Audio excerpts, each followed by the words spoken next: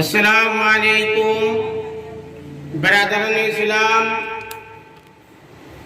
بھائی بزرگوں، دوستو، میرے عزیز ساتھیوں، حضرت آج میں آپ لوگوں کو حضرت ابو دردہ رضی اللہ تعالیٰ عنہ کے پاس حدیث کے لیے جانا میں وہ بیان کر رہا ہوں، تو میرا بیان آپ لوگ ضرور سنیں اور پوری بیان دھیان سے سنیں۔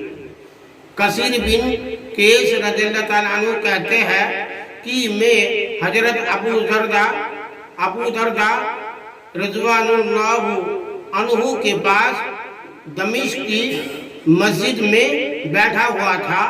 ایک شخص ان کی خدمت میں آئے اور کہا کہ میں مدینہ منورہ سے صرف ایک حدیث کی وجہ سے آیا ہوں، میں نے سنا ہے کہ وہ اپنے حضور اقدس صلی اللہ علیہ وسلم سے سنی ہے۔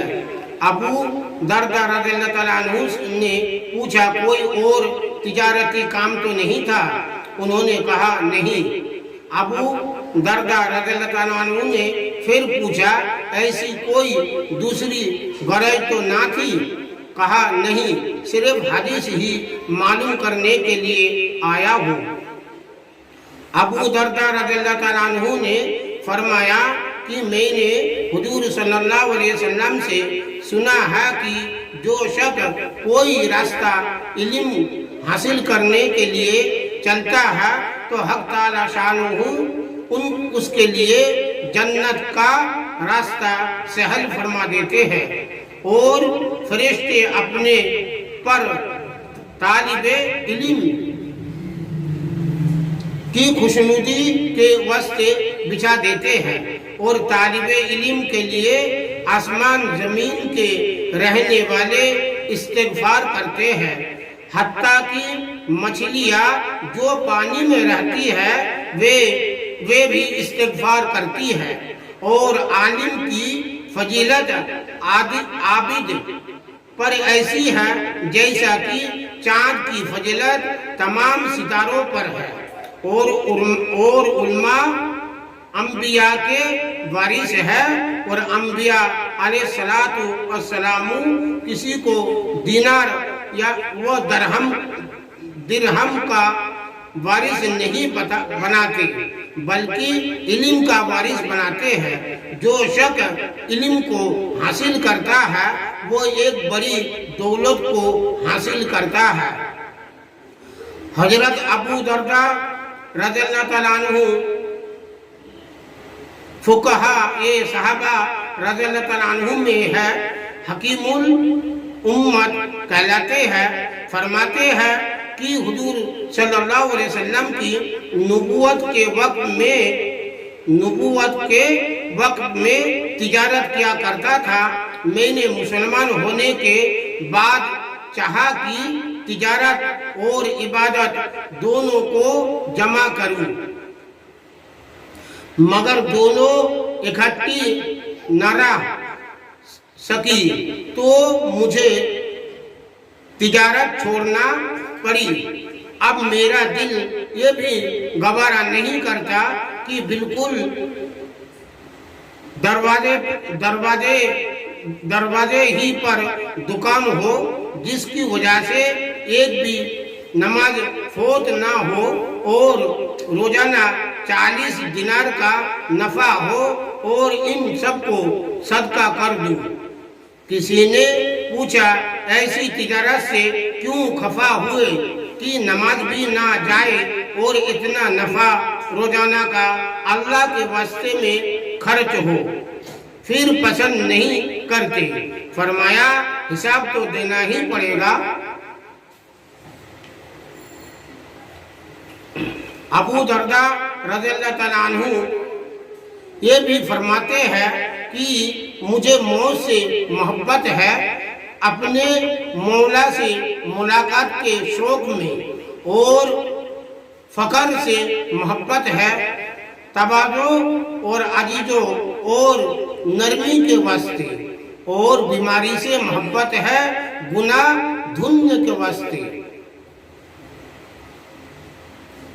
اوپر کے قصے میں ایک حدیث کی خاطر اتنا طویل سفر کیا ہے۔ ان حضرات کے یہاں حدیث حاصل کرنے کے لیے سفر کرنا کچھ اہم نہیں، ایک حدیث سننے اور معلوم کرنے کے لیے دور دور کا سفر طے کر لینا ان حضرات کو بہت سہل تھا۔ شبیر رحمت اللہ علیہ ایک مشہور محدث ہے، کوفہ کے رہنے والے ہیں۔ آپ نے کسی شاگرد کو ایک مرتبہ حدیث سنائی اور فرمایا کہ لے گھر بیٹھے مفت مل گئی، اور نہ اس سے کم اس کام کے لیے بھی مدینہ منورہ کا سفر کرنا پڑتا تھا۔ علمی شغف رکھنے والے حضرات نے بڑا طویل سفر علم کی خاطر اختیار فرمائے ہیں۔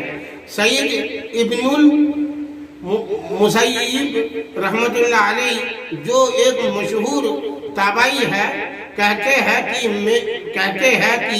میں ایک حدیث کی خاطر راتوں اور دنوں پیدل چلا ہوں۔ امام الائمہ امام بخاری رحمت اللہ علیہ شوال 194 ہجری میں پیدا ہوئے۔ سن 2005 ہجری میں یعنی 11 سال کی عمر میں حدیث پڑھنا شروع کی تھی۔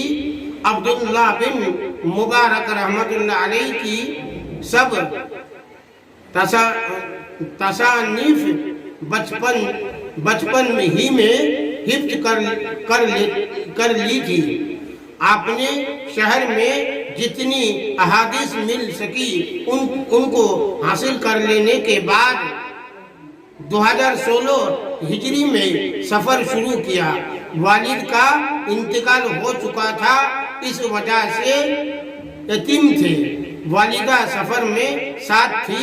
اس کے بعد ولد بغداد، مکہ مکرمہ، بصرہ، کوفہ، شام، اسقلان، حمص، دمشق ان شہروں میں گئے اور ہر جگہ جو ذخیرہ حدیث کا مل سکا حاصل فرمایا، اور ایسی نو عمر میں استاد حدیث بن گئے تھے کہ منہ پر داڑھی کا ایک بال بھی نہیں نکلا تھا۔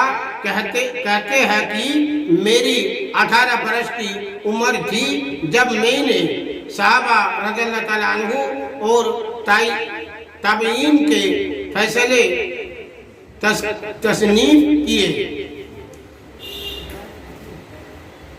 حاشد رحمت اللہ علیہ اور ان کے ایک ساتھی کہتے ہیں کہ امام بخاری رحمت اللہ علیہ ہم لوگوں کو ساتھ استاد کے پاس جایا کرتے، ہم لوگ لکھتے اور بخاری رحمت اللہ علیہ ویسے ہی واپس آ جاتے۔